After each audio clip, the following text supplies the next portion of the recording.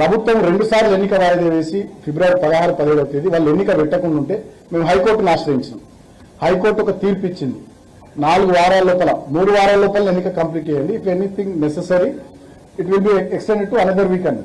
దాన్ని అడ్డం పెట్టుకుని వాళ్ళు మొన్నటిదాకా స్టేట్ ఎలక్షన్ కమిషన్ కు రాష్ట్ర ప్రభుత్వం సమ్మతి తెలుపుతూ ఫైల్ పంపించాలి. As per municipal act concurrence ఇవ్వాలి. ఇవ్వకుండా వాళ్ళు మొండిగా ఉంటే మళ్ళీ మేము కోర్టుకు కూడా పోతామని చెప్పి గట్టిగా మాట్లాడితే ప్రెస్ మీట్ వెళ్తే తప్పనిసరి పరిస్థితులలో మొన్న 2వ తేదీ నాడు 2వ తేదీ కంటే ముందు 2వ తేదీ డెడ్ లైన్ కాబట్టి ఏప్రిల్ 2 దానికన్నా ముందు రాష్ట్ర ప్రభుత్వం సమ్మతి తెలుపుతూ ఎలక్షన్ కమిషన్ కు ఫైల్ పంపితే ఎలక్షన్ కమిషన్ మొన్న నోటిఫికేషన్ ఇచ్చింది. ఈ రోజు ఎన్నిక ఉంది. సో ఈ రోజు ఎన్నిక కూడా పారదర్శకంగా జరుగుతుందని చెప్పి మేము అనుకుంటున్నాం. కానీ వార్తలు వస్తూ ఉన్నాయి మీ టీవీలలోనే. నాకు చెప్తా ఉన్నారు ఏదో 600-700 మంది పోలీసులతో బందోబస్తు అట, మొత్తం ఆ ఏరియానంతా పోలీస్ క్యాంపు చేసిరట, పెద్ద ఎత్తున 3 కిలోమీటర్ల పరిధిలో అసలు 3 కంటే 2 కంటే ఎక్కువ కనబడొద్దని చెప్పి రకరకాల 163 BNSS యాక్ట్ అని చెప్పి పెట్టి ఏవో మళ్ళీ డ్రామాలు చేస్తున్నారట. అయినా కూడా నేను ఇవాళ మీడియా ద్వారా రాష్ట్ర ప్రభుత్వాన్ని కోరుతా ఉన్నా, పోలీసు యంత్రాంగాన్ని కోరుతా ఉన్నా, జిల్లా అధికార యంత్రాంగాన్ని కోరుతా ఉన్నా, ఈ రోజైనా కనీసం ఈ రోజైనా కేతన్పల్లి మున్సిపాలిటీ ప్రజలు ఇచ్చినటువంటి తీర్పును గుర్తెరిగి దాన్ని గౌరవించి ప్రజా తీర్పును పట్టపగలే హత్య చేయకుండా ఈ రోజైనా Ketanpalli municipality chairman, vice chairman ఎన్నిక సజావుగా జరిగేటట్టుగా జిల్లాధికార యంత్రాంగం, రాష్ట్ర ఎన్నికల కమిషన్, రాష్ట్ర ప్రభుత్వం సహకరించాలని చెప్పి నేను విజ్ఞప్తి చేస్తా ఉన్నా. ఇప్పటికే పెద్దలు కేసీఆర్ గారు ఇటువంటి 3 మున్సిపాలిటీలకు సంబంధించి పరిశీలకులుగా బాధ్యులుగా మా సీనియర్ నాయకులను పంపించినారు. ఇబ్రాహీంపట్నంకు సంబంధించి సబితా ఇంద్రారెడ్డి గారు, ఎమ్మెల్యే సుధీర్ రెడ్డి గారు, ఎమ్మెల్యే కృష్ణారావు గారు, అదేవిధంగా కేతన్పల్లి మున్సిపాలిటీకి సంబంధించి మా గంగుల కమలాకర్ గారు, కొప్పులీశ్వర్ గారు, నారదాస్ లక్ష్మణరావు గారు, మా కరీంనగర్ జిల్లా నాయకులు, అదేవిధంగా ఖానాపూర్ మున్సిపాలిటీకి సంబంధించి జోగు రామన్న గారు, అనిల్ జాదవ్ గారు వారిని అసైన్ చేసినారు, వాళ్ళకి టాస్క్ అసైన్ చేసినారు. సజావుగా ఎన్నిక జరిగేటట్టుగా చొరవ తీసుకోవాలని చెప్పి వారికి బాధ్యతలు అప్పచెప్పినారు. కాబట్టి మా పార్టీ అధ్యక్షులు, తెలంగాణ తొలి ముఖ్యమంత్రి కేసీఆర్ గారికి హృదయపూర్వకంగా నేను కృతజ్ఞతలు తెలియజేస్తూ ఈరోజు ఎన్నికకు సంబంధించి బాధ్యతలు తీసుకొని సజావుగా ఎన్నిక జరిగే విధంగా మాకు అండగా ఉండడానికి వస్తున్నటువంటి గంగుల కమలాకర్ గారికి, నారదాస్ లక్ష్మణరావు గారికి, మిగతా పెద్దలందరికీ వేదికపైన ఉన్న పెద్దలు, కరీంనగర్ జిల్లా బీఆర్ఎస్ పార్టీ శ్రేణులకు హృదయపూర్వకంగా నేను కృతజ్ఞతలు తెలియజేస్తూ నేను నమ్ముతున్న బలంగా ఇప్పటికైనా ఈ ప్రభుత్వం కానీ, జిల్లా అధికార యంత్రాంగం కానీ విశాఖ ఇండస్ట్రీస్ ఎంప్లాయీస్ లాగా పనిచేయరు, అధికారులుగా పనిచేస్తారని నేను అనుకుంటున్నాను. మంచిర్యాల జిల్లా పోలీసులు కానీ, మంచిర్యాల జిల్లా అధికారులు కానీ ఇప్పటికైనా విశాఖ ఇండస్ట్రీస్ ఎంప్లాయీస్ లాగా కాకుండా V6 వెలుగు ఛానల్ దాంట్లో పనిచేసేటోళ్ళ లెక్క కాకుండా, వెలుగు పేపర్ V6 ఛానల్లో పనిచేసేటోళ్ళ లెక్క కాకుండా అధికారుల లెక్క పనిచేస్తారని చెప్పి నేను అనుకుంటున్నా. ఈరోజు 12:30కు చైర్మన్, వైస్ చైర్మన్ ఎన్నికున్నది. సో ఆల్రెడీ ప్రమాణ స్వీకారం మొన్ననే జరిగిపోయింది ఫిబ్రవరి 17వ తేదీ నాడు. కాబట్టి 12:10కి 12:20కి అట్లా మా కౌన్సిలర్లు లోపలికి పోతారు.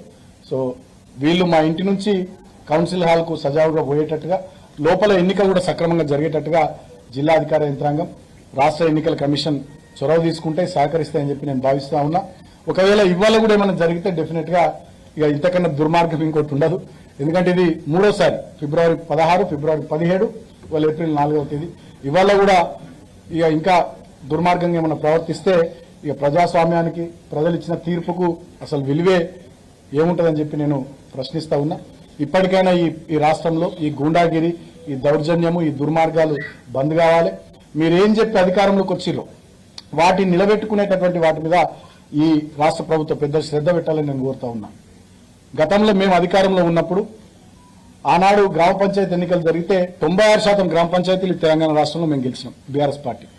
గతంలో మేము అధికారంలో ఉన్నప్పుడు మున్సిపాలిటీ ఎన్నికలు జరిగితే 97-98% మున్సిపాలిటీలు మేము గెలిచినాం. మున్సిపల్ కార్పొరేషన్ ఎన్నికలు మొత్తం స్వీప్ చేసినాం, కరీంనగర్తో సహా మొత్తం స్వీప్ చేసినాం ఆనాడు మేము అధికారంలో ఉన్నప్పుడు. కానీ ఇవాళ రిజల్ట్స్ చూస్తే పంచాయతీ ఎన్నికల్లో 30, 35, 36% ప్రభుత్వానికి అనుకూలంగా ఫలితాలు వచ్చినాయి.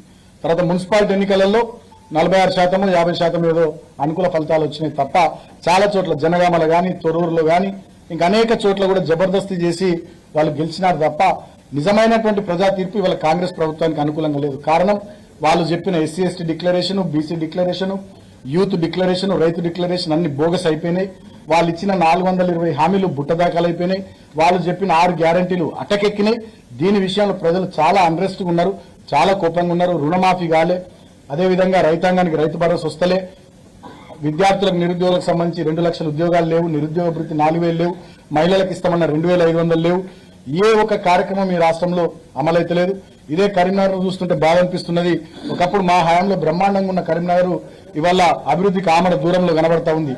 అంతకుముందు మా ప్రభుత్వం ఉన్నప్పుడు మానేరు రివర్ ఫ్రంట్ కానీ, ఆ కేబుల్ బ్రిడ్జ్ కానీ, కార్పొరేషన్లో పెద్ద ఎత్తున అభివృద్ధి, రోడ్ల వైడనింగ్ కానీ, జంక్షన్స్ ఇంప్రూవ్మెంట్ కానీ అద్భుతమైనటువంటి ప్రగతి ఉండే.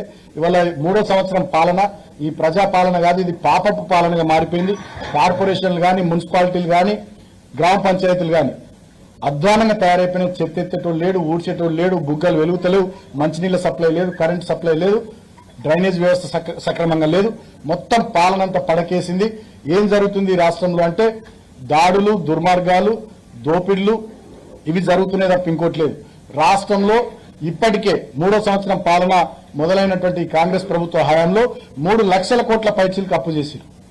మరి అప్పు చేసి రైతాంగానికి రైతు భరోసా ఇచ్చిర్రా, విద్యా భరోసా కార్డు 5 లక్షలు విద్యార్థులకు ఇచ్చిర్రా, నిరుద్యోగులకు నెలకు 4,000 నిరుద్యోగ భృతి ఇచ్చిర్రా, ప్రతి మహిళకు 2,500 ఇచ్చిర్రా, పెన్షన్ 4,000 ఇచ్చిర్రా అంటే అదేం లేదు. ఏమైతున్నాయి పైసలు అంటే ఢిల్లీకి పోతున్నాయి, కాంగ్రెస్ హైకమాండ్కి అప్పచెప్తున్నారు. ఏ రాష్ట్రంలో ఎన్నికలున్నా అక్కడ ఖర్చు చేస్తున్నారు, వీళ్ళు మంచిగా దోసుక తింటున్నారు. మొన్న చూసినాం ఇవాళ రాష్ట్రంలో రెవెన్యూ మంత్రి ఉన్నటువంటి పొంగులెట్టి భూ కబ్జాలు అవి ఏ రకంగా చేస్తున్నాడు. అదేవిధంగా ఈ ముఖ్యమంత్రి ఫ్యూచర్ లేని ఫ్యూచర్ సిటీ పేరు మీద 1,50,000 కోట్లు మూసీ ప్రాజెక్టు రిజర్వనేషన్ అని చెప్పి దాంట్లో 1,50,000 కోట్లు బుక్క పెట్టే విధంగా, హిల్ట్ పాలసీ పేరు మీద హైదరాబాద్ లో ఉన్నటువంటి పారిశ్రామిక భూములన్నింటినీ బుక్క పెట్టే విధంగా ఇవాళ ఈ రాష్ట్రంలో రియల్ గవర్నెన్స్ లేకుండా కేవలం రియల్ ఎస్టేట్ వ్యాపారమే లక్ష్యంగా ముఖ్యమంత్రి మంత్రులందరూ కూడా పనిచేస్తా ఉన్నారు.